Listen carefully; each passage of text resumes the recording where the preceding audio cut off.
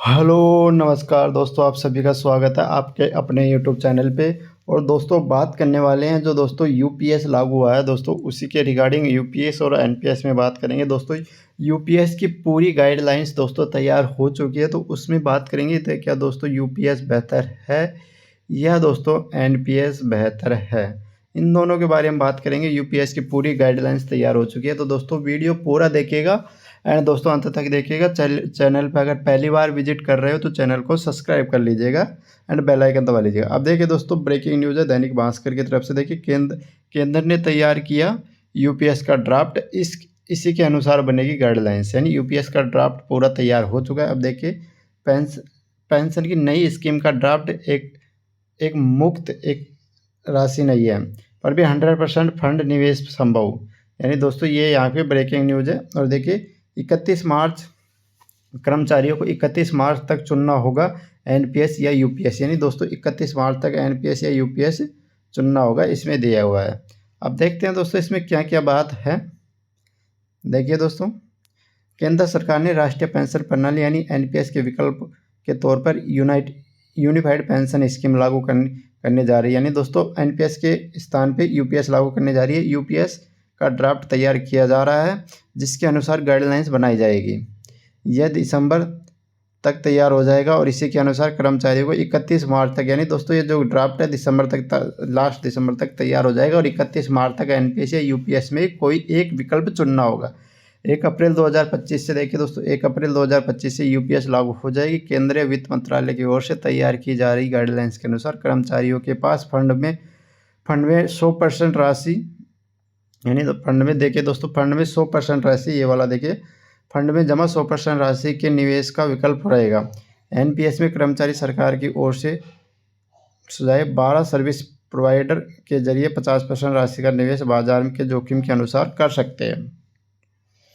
आगे देखिएगा दोस्तों, देखिए यूपीएस में केंद्रीय कर्मचारियों को रिटायरमेंट के साथ में एक मुक्त राशि निकालने का विकल्प नहीं मिलेगा, यानी देखिए ये बहुत बड़ी बात है दोस्तों। ये देखिएगा, ये वाले टॉपिक को आप गौर करके देखिएगा कि देखिएगा यूपीएस में एक मुक्त राशि निकालने का विकल्प नहीं है रिटायरमेंट पे, यानी दोस्तों आपके 100 जितने पैसे जमा होंगे यानी 100% जमा होंगे वो उसी पे आपको पेंशन दी जाएगी।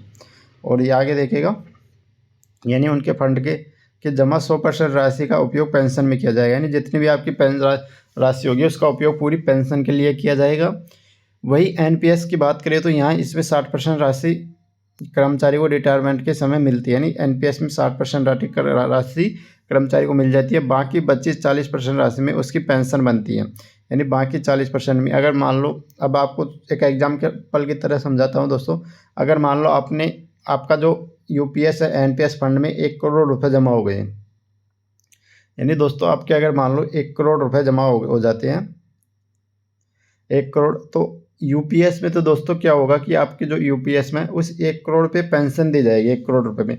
और एनपीएस में क्या होगा कि दोस्तों इस 1 करोड़ का 60 लाख आपको मिल जाएगा एंड दोस्तों 40 लाख जो बचेगा उसी पे आपको पेंशन दी जाएगी। ये एनपीएस का ब्यौरा। तो दोस्तों इसके हिसाब से तो दोस्तों अगर आप देखें तो इसके हिसाब से एनपीएस बेहतर है पेंशन के मध्य को, क्योंकि दोस्तों रिटायरमेंट के बाद में आदमी यानी ज़्यादा से ज़्यादा 5 साल जीता है या 6 साल जीता है, रेलवे वाला आदमी ज़्यादा नहीं जी पाता। तो दोस्तों ये वाली बात यहाँ पे आ रही है।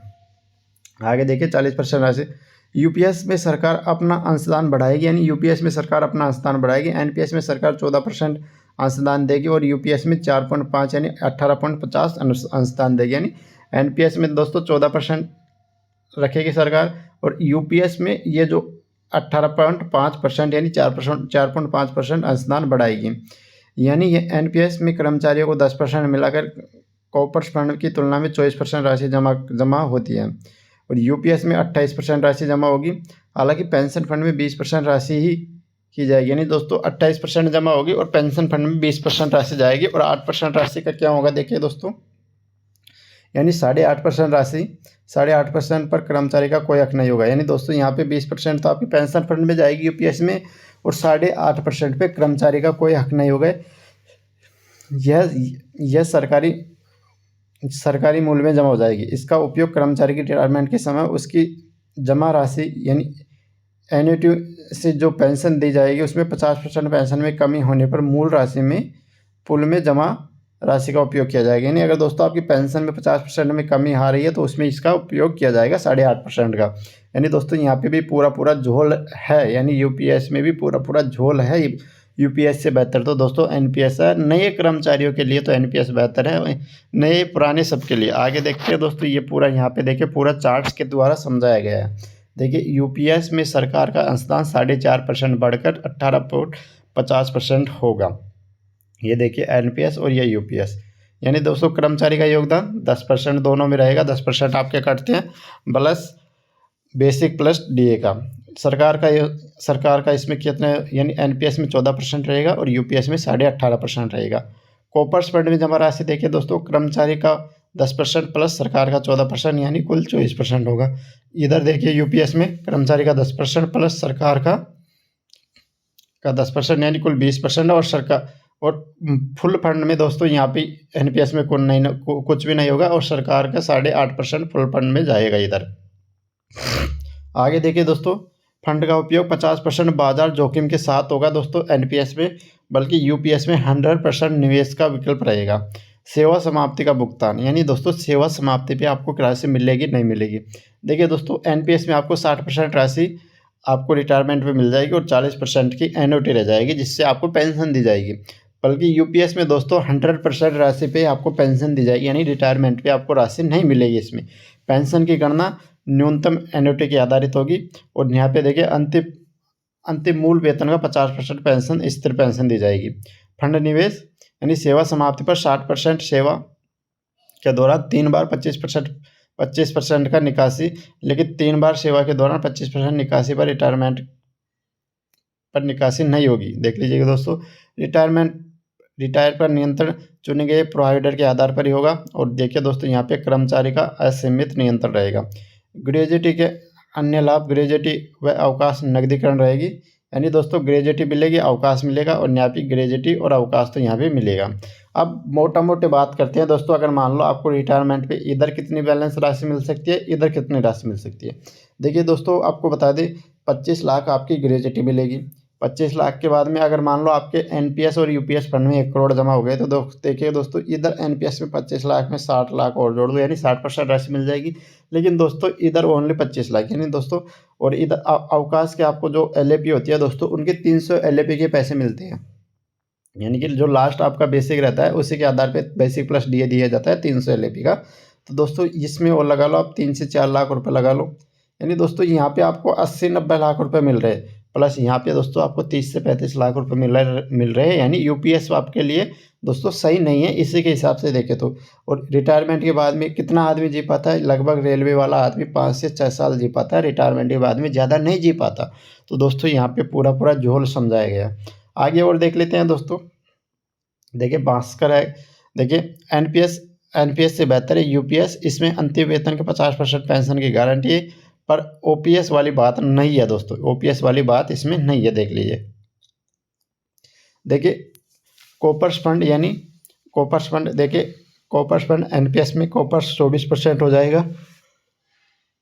इस फंड में 50% को कर्मचारी बाजार जोखिम के अनुसार निवेश करता है। और यूपीएस में भी कर्मचारी का अंशदान 10% रहेगा और सरकार का अंशदान 18.5% रहेगा, यानी कॉपर्स फंड 28% हो जाएगा, 28.5। हालांकि पेंशन फंड में 20% राशि की जाएगी, यानी यूपीएस में एन्युटी में जमा होने वाली राशि एनपीएस से 4% कम होगी, यानी कॉपर्स फंड एनपीएस से अधिक होगा। हालांकि यूपीएस में 8.5% का फुल फंड रहेगा, यह पेंशन में इस्तेमाल की जाएगी। एक मुक्त राशि निकासी, एनपीएस रिटायरमेंट के समय 60% देखिए तो 60% राशि निकाल सकते हैं। यूपीएस की एन्युटी 100% जमा ही बनी रहेगी। पेंशन एनपीएस में पेंशन 40% एन्युटी पर मिलती है, यूपीएस में एन्युटी 100% होगी। और ऐसे में यूपीएस चुनने का पेंशन की राशि 50% स्थिर हो जाएगी। एक्सपर्ट बोलते हैं पेंशन के विकल्प के तौर पर देखिए तो यूपीएस बेहतर है, यानी दोस्तों एक्सपर्ट बोलते हैं कि पेंशन के विकल्प के तौर पे देखें तो यूपीएस बेहतर है, यानी इसमें पेंशन राशि बढ़ सकती है। एनपीएस में असंजम की स्थिति रहती है। इस तरह देखते हैं तो एनपीएस में के मुकाबले यूपीएस बेहतर है। हालांकि इसमें ओपीएस जैसी बात नहीं है। इधर देखते हैं दोस्तों, देखिए इधर देखिए 8.5% का उपयोग कब होगा। अब देखिए एन्युटी में जमा राशि में यदि पेंशन में 50% नहीं बनती तो मूल पूल में जमा 8.5% का उपयोग होगा। यदि रिटायरमेंट के समय मूल वेतन का 50% कर्मचारी को मिल रहा है तो देखिए उदाहरण के तौर पे भी इन्होंने यहाँ पे समझाया गया।